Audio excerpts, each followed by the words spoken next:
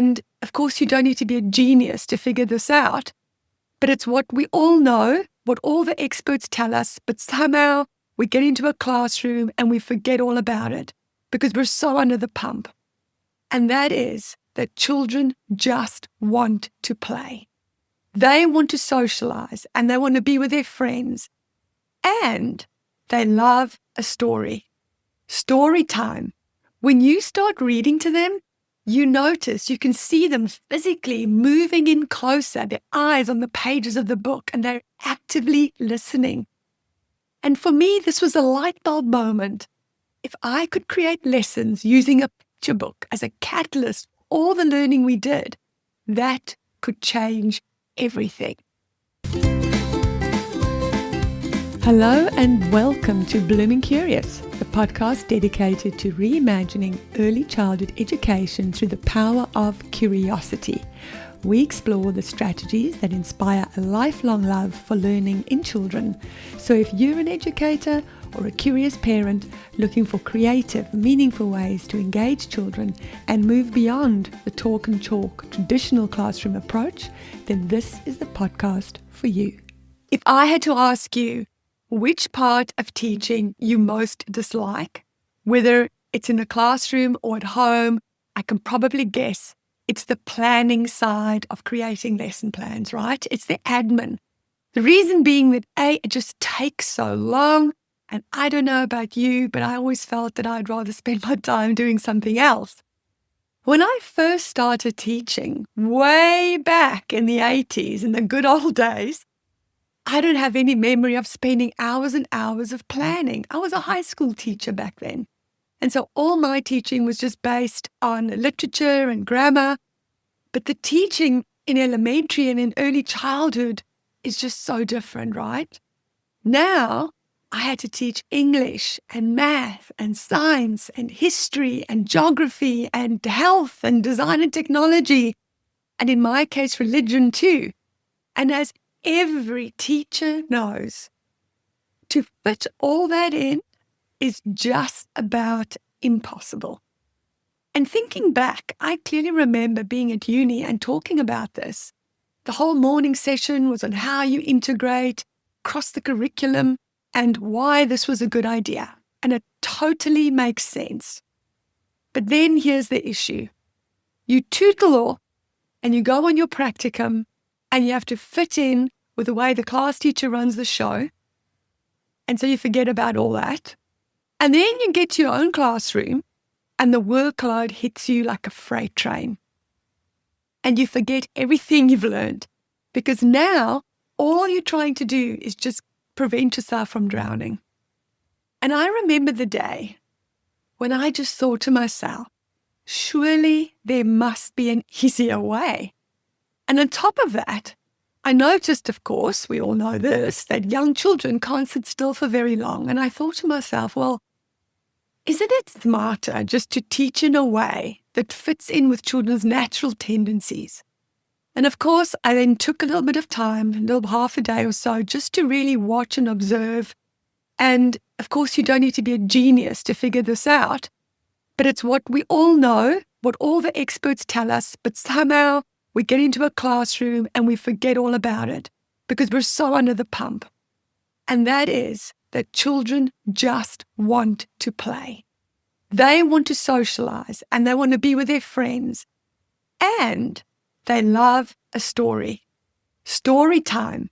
When you start reading to them, you notice, you can see them physically moving in closer, their eyes on the pages of the book, and they're actively listening. And for me, this was a light bulb moment.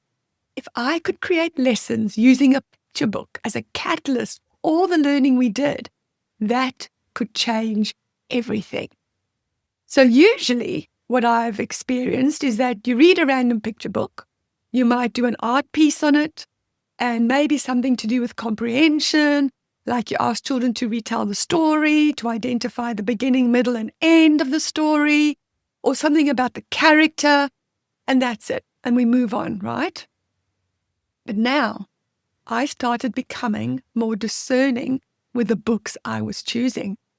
looking for books that would actually help me meet curriculum outcomes, creating learning experiences around children being hands-on, acting out the story or using puppets or creating art pieces or sculptures and connecting the story to either, and here's the rub, to either science or history or geography, so that children could see the connections across different learning areas. Because let's face it, how many times do we teach something and then children can't apply it outside of the lesson? It happens all the time. And I remember we were learning about movement. This is back in the day, a few years ago in pre-primary, how things move. And that's kindergarten for you if you're my American friend. And because I learned about floor books and talking tubs from the great Claire Warden, I had my talking tub and it had photographs and artifacts and objects all around movement. And I also happened in there to have a picture of a fish.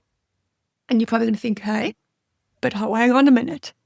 And there was one photograph that sparked an entire project on how different sea creatures move. And now, of course, I still did the experiments with ramps, with different surfaces, but the whole theme of movement took on a life of its own.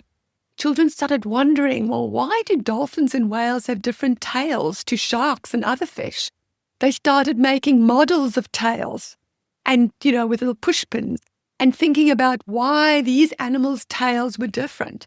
And that got me reading the picture books like Mr. Seahorse by Eric Carle and Sharing a Shell like by Julia Donaldson and A House for Hermit Crab also by Eric Carle. And then someone in the class brought in their hermit crab pets, which we all got to observe for a few weeks. And I remember doing some really cool wire sculptures and still having children retell the story, still doing comprehension activities and math activities where we were measuring fish.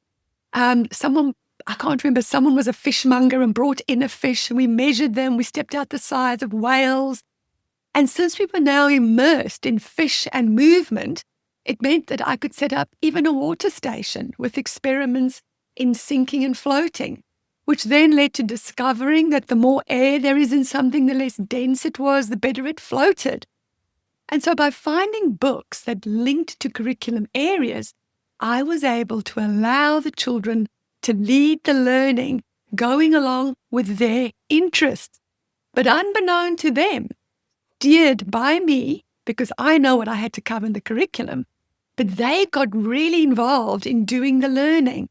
It really was an incredible experience. It brought such joy to the children. But what it did for me was to truly bring joy to my heart, because teaching was what it was meant to be. It was age appropriate. It was hands-on. It was playful. And I could tick off so many areas of the curriculum just by doing one simple reading of a story. And here's the thing.